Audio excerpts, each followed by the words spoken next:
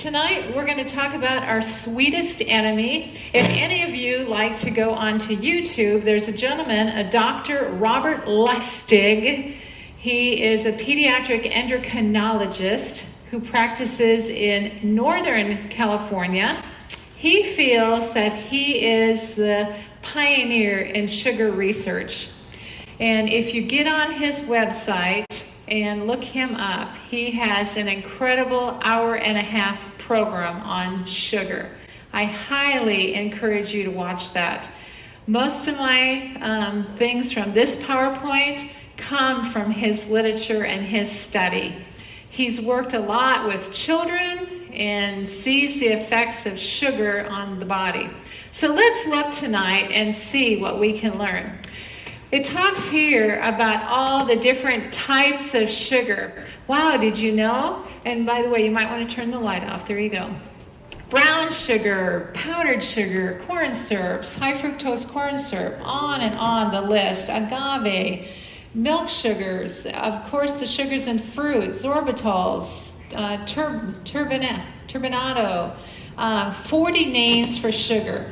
Many times when you look at the labels on a container, if you read labels, you know, many times there is some form of sugar, and we don't even know many times. So there was a 19th century author that quoted back in 1905, "Far too much sugar is ordinarily used in food. Especially harmful are the custards and puddings in which milk, eggs, and sugar are the chief ingredients. The free, unrestricted use of milk and sugar taken together should be avoided." Do you have any idea who might have written that? You probably know her. And when you see this, sweet pleasure, what instantly happens in your brain? Exactly. You want it. The mouth starts watering. There's this smile I saw that came on people's faces just like that. It makes us happy. It brings us to a happy place. And that is what we're going to talk about. Why does that happen? So let's go. Do you have exercising willpower? You know, is this what you need to do? Maybe to get yourself to exercise? Put that treat out there in front of you. So, aging of the skin. I found this very interesting. This is one of Dr. Lustig's statements here. It talks about, I don't know if any of you eat meat yet or use the barbecue sauce, but if you paint barbecue meat with barbecue sauce, the purpose of that, many times, not only flavor, but it browns some meat quicker, if you're familiar with that. So there's a browning reaction.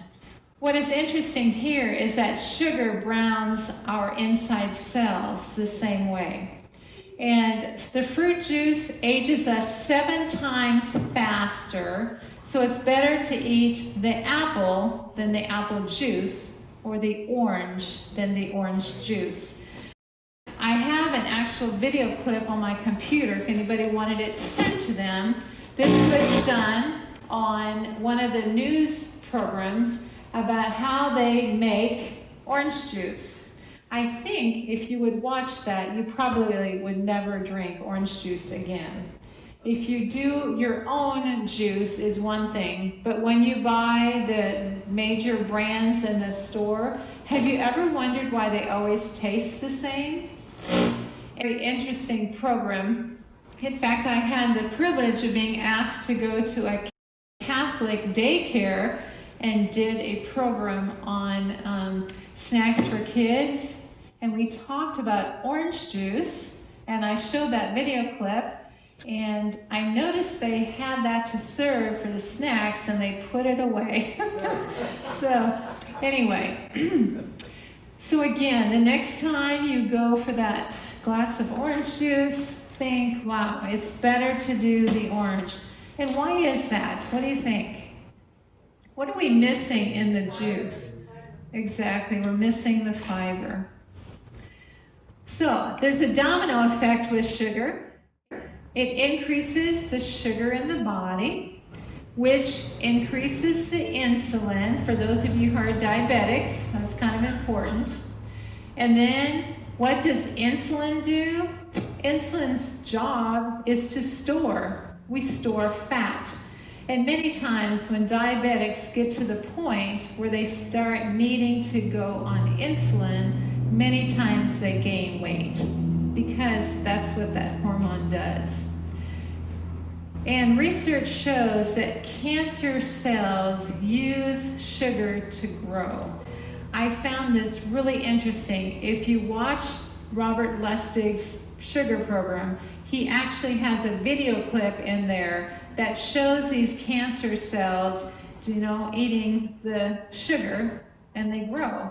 And I often think when we're in hospitals and you visit somebody in the cancer ward, what are they eating? Have you ever noticed?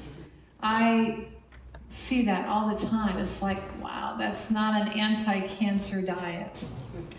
So weight gain due to sugar. So how much more do people weigh today than 25 years ago? What do you think? 50? Good guess. 49 pounds. Okay, got to be different, don't you? Let's look. About 25 pounds. So, what is different today than 25 years ago? The sugar, the food, and we don't exercise like we used to. I grew up on a farm. You were up early, you were out milking the cows, you had the cattle to feed, we were active. Today, we're active behind our computers with our fingers. We don't even get up to turn the TV on anymore. We push a button. So, I'm not bragging or anything, but I can still fit into my high school earrings. So, I don't know how many of you can still say that, but anyway. Do you like sugar? So does cancer, inflammation, diabetes, yeast, arthritis, insomnia, and most other diseases. So, is sugar good for us in any way, shape, or form? It sure isn't. And I'm not talking about the sugar that's in the fruit, that's a natural sugar. I'm talking about all those other 40 names that are added to products. So, sugar in the immune system. Sugar contributes to what major diseases today? Anybody want to take some guesses? Heart disease. Heart disease. What else? Diabetes.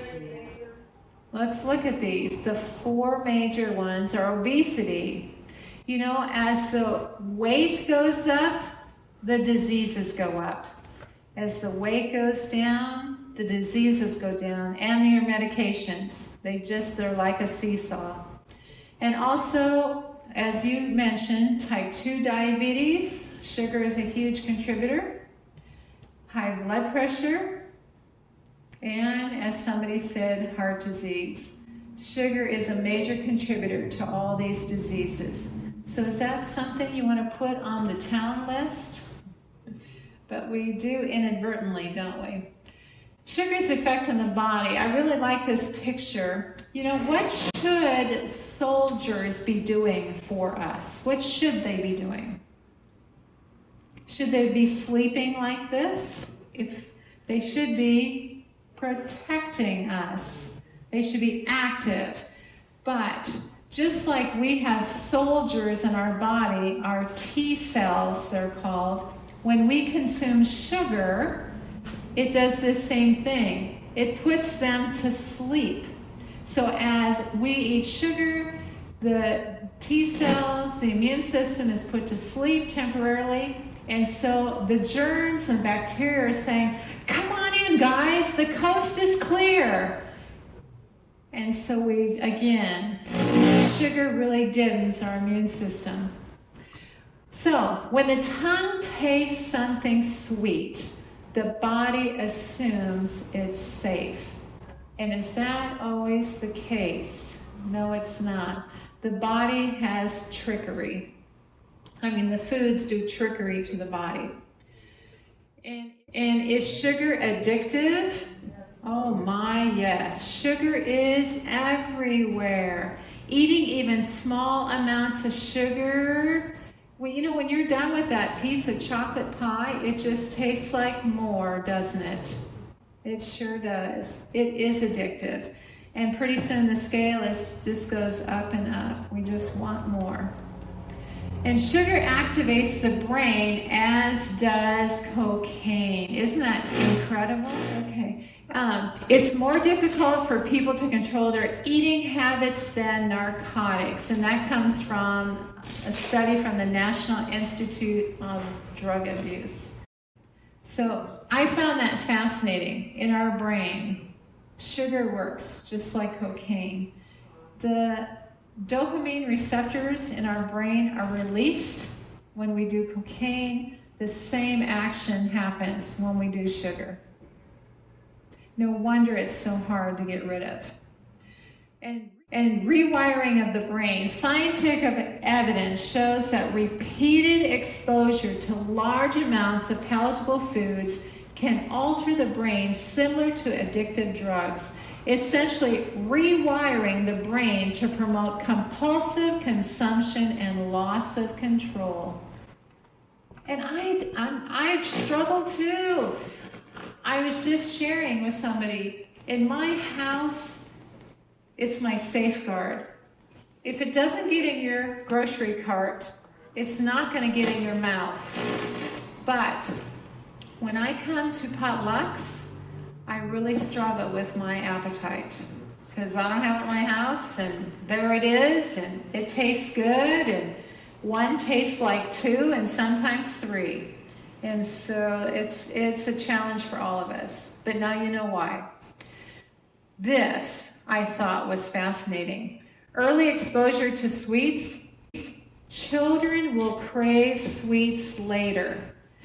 The more sugar a pregnant woman eats or drinks crosses the placenta, which will change the fat developmental programming in a baby. Isn't that incredible?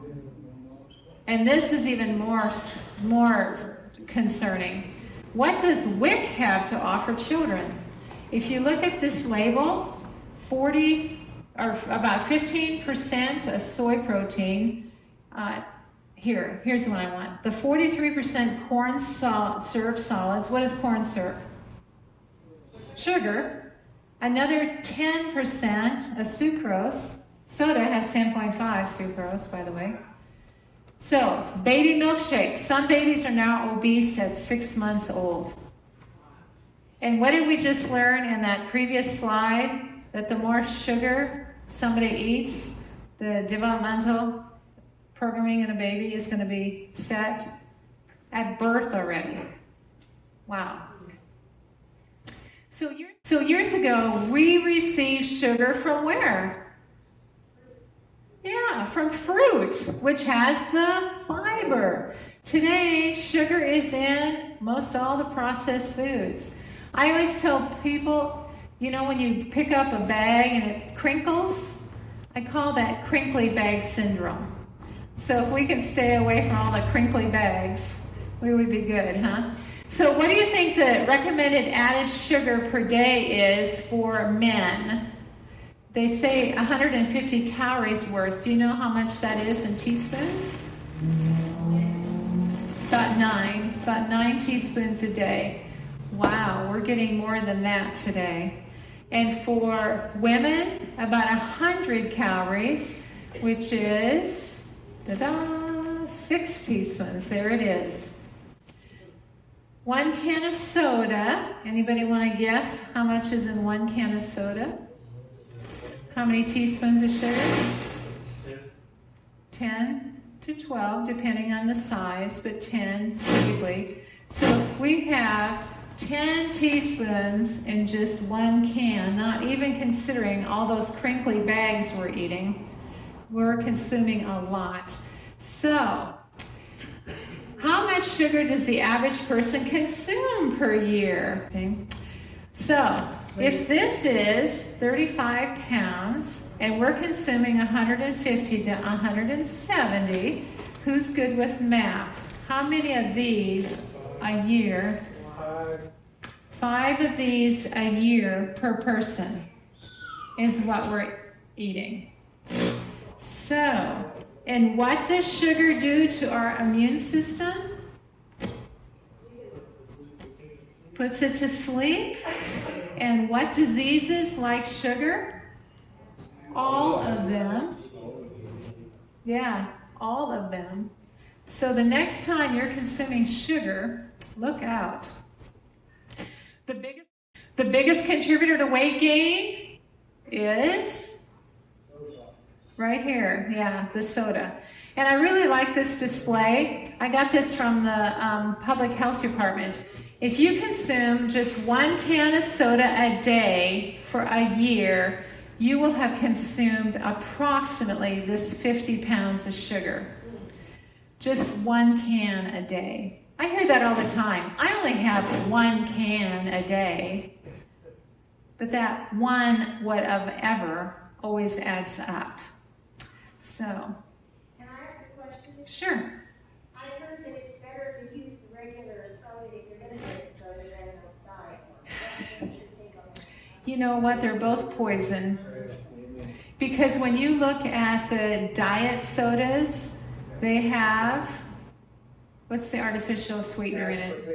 Thank you. They have the aspartame in there. And this is really interesting. I'll share this story real quick.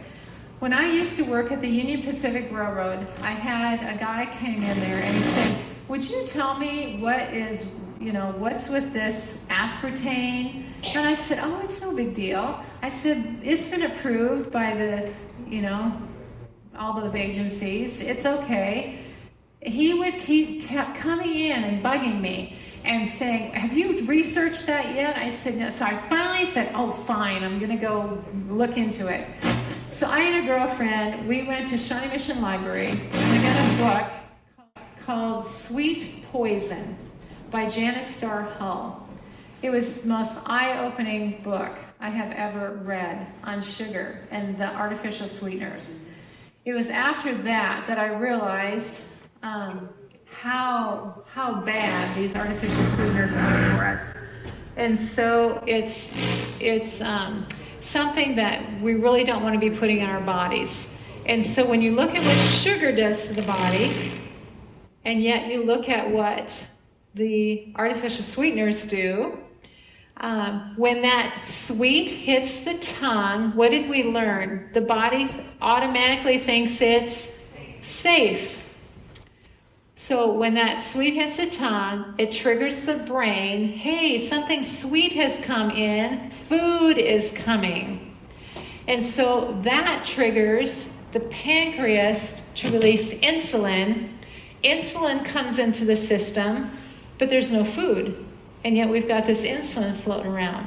So that triggers the brain again. They send, hey, we've got all this pancreas, the insulin floating around, but there's no food. You need to eat. And they are really learning that now that people that are doing more of the diet products, the aspartames, the artificial whatever, are more prone towards weight gain. And so, that is just a facade.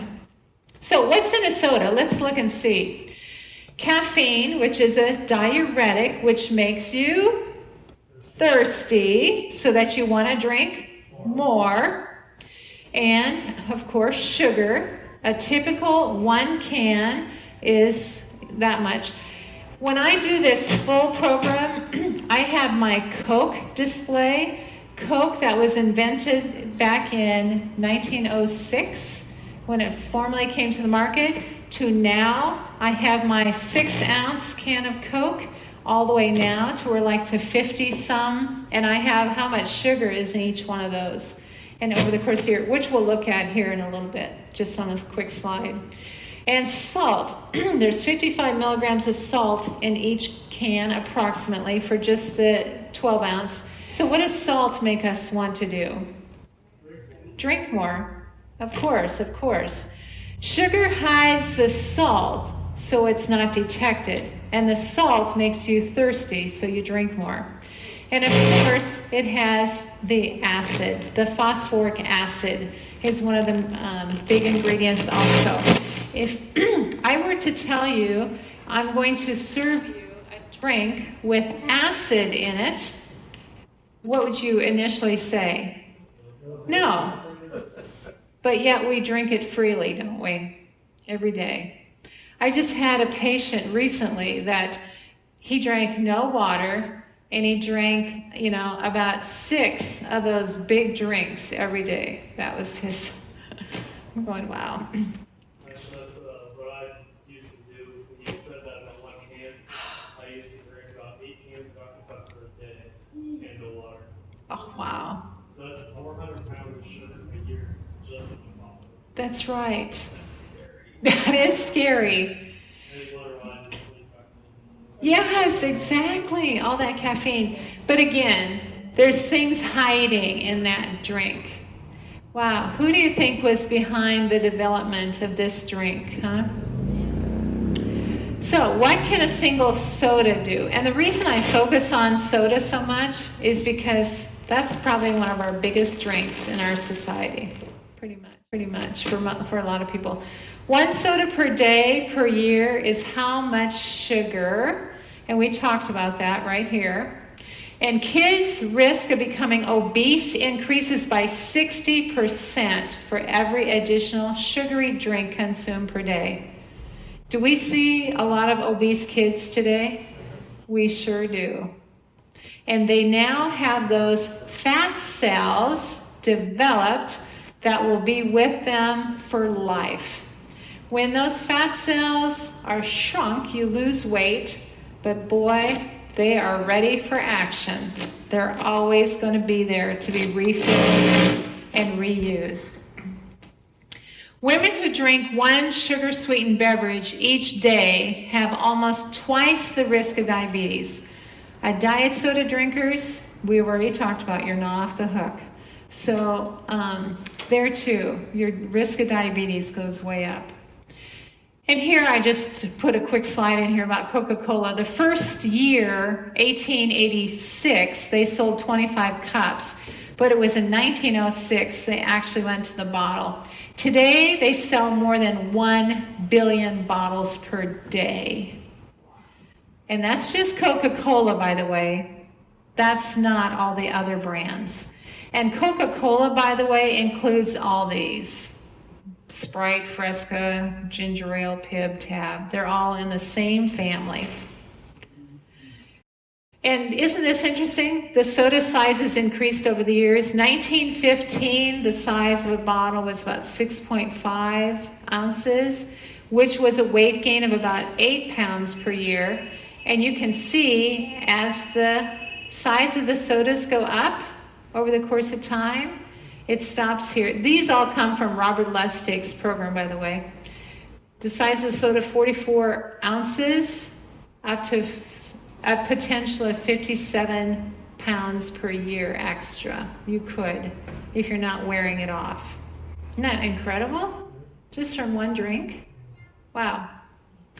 Processing soda versus beer, it processes the same, whether it's beer or soda. You can either have a beer belly or you can have a soda belly, whichever you prefer. So there you go. And high fructose corn syrup, I just want to touch on. It was invented in 1965 and marketed in 1975. It's cheaper for manufacturers to use. It makes food have a longer shelf life, but it sure makes our bodies have a shorter life. Ron? Can I say that I had pancreatitis, and I learned that high fructose corn syrup is the worst thing for anybody's pancreas. It makes your pancreas secrete insulin so drastically that it's the worst thing that anybody can put in their body. Yeah, it's poison to our body. It truly is. Why is high fructose corn syrup used? Well, money is a lot of it. It's half the price of sugar. It's very economically cheap. And you want to guess how much of that we consume per year, per person today? And again, these are old numbers. About 64 pounds worth. That's a lot. And look how bad it is to our body. And I really like this next slide.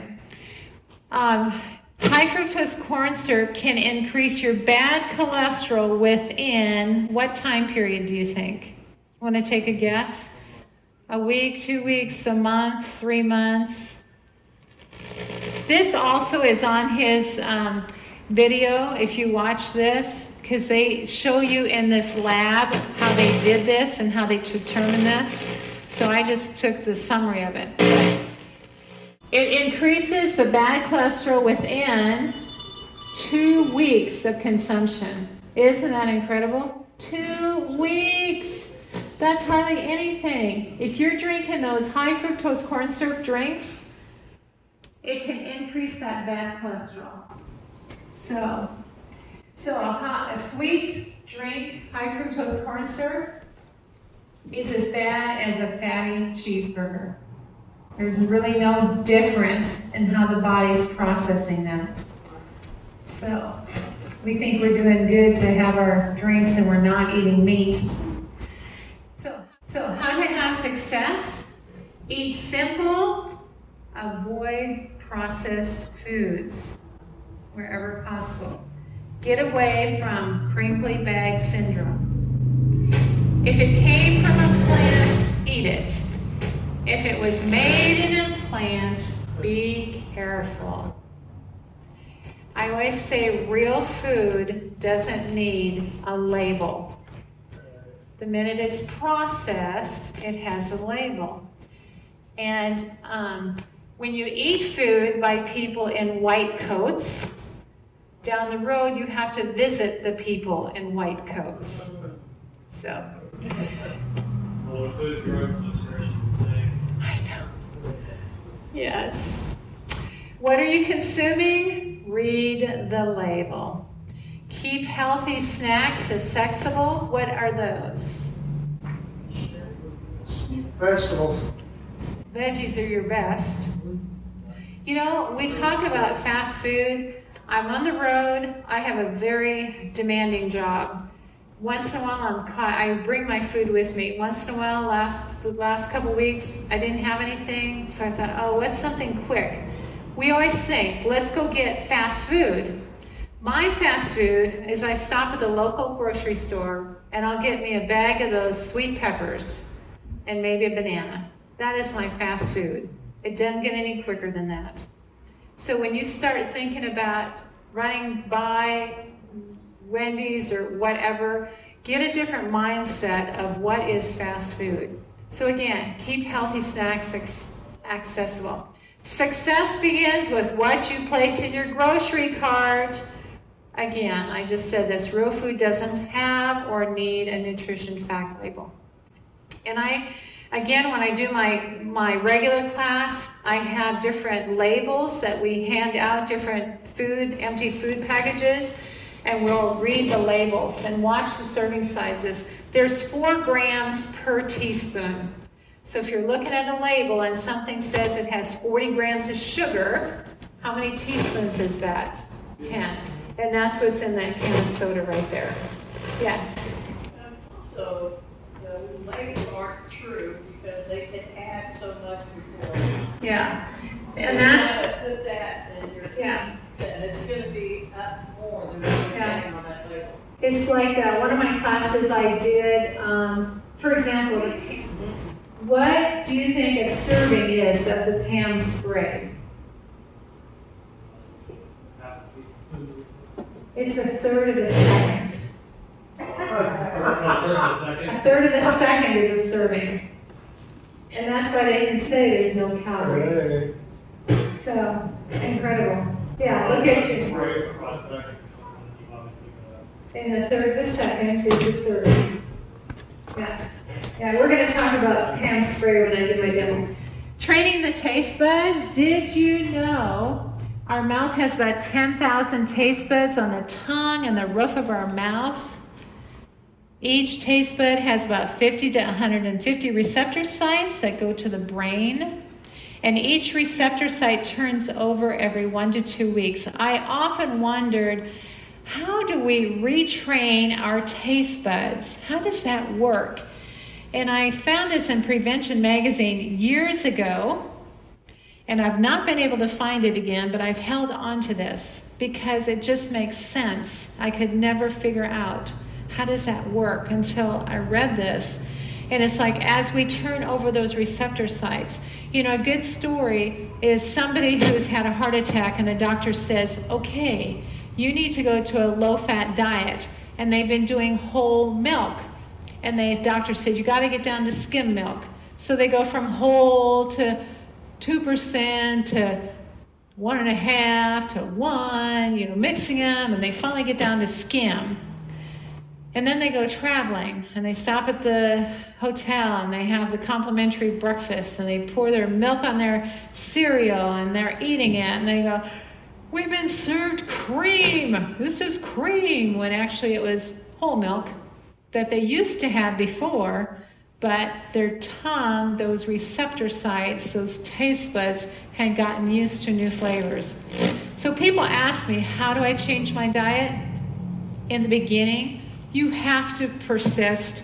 You're going to have to make those changes and be careful what goes in your grocery cart. But over time, pretty soon, the healthy food is going to be what's appealing. An example, just this last week, I was on vacation last week, ate horrible, came back, I said I got to cleanse, I just ate veggies and juice, fruit juices, and then I was in a hurry trying to get my mom something ready, and I opened up a can of refried beans, which I rarely eat. I took a bite of that. Do you know what I tasted? Salt. It was so salty. But before, that would be norm. And so as you retrain your taste buds, the new taste will become normal. And again, as new foods are introduced, the tongue gets used to the new taste, and the receptor sites are being switched out. So, how do you reward ourselves? Yeah, I lost a pound. Time to reward ourselves. You know what? Isn't it interesting in our society, how do we reward ourselves? It's typically with food. That's what we do. And yeah. So again, when I teach, I say, how can we think of different ways to be rewarding ourselves and not with food? So here's some recipes that we're going to do here next, part 2. So I hope you continue to enjoy the rest of the program downstairs. So we're going to conclude up here.